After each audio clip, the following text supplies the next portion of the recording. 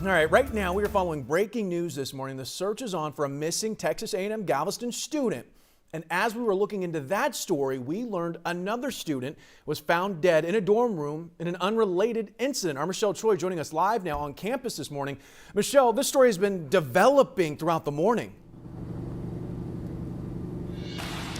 Yeah, Xavier, it's been a tough morning for students here at Texas A&M-Galveston. Let's start with that missing student. University officials tell us right now they can't tell us who that student is or release a description until they get permission from the family. But they can tell us that student remains missing as of this morning. They say crews suspended their search overnight. No word yet on when it'll resume. Multiple agencies were called in to assist, including the U.S. Coast Guard, campus police, as well as Galveston and Texas City Police. We're told they focused on searching the north side of the campus after officials learned the student, who is reportedly a cadet here at the school, hadn't been seen or heard from since Wednesday afternoon. Now, a university spokesperson tells us in a completely unrelated incident, they found a student dead last night in a dorm room here on campus. We're working to learn more about that student as well, but officials say they were a member of class of 23 and again is not connected to that missing student.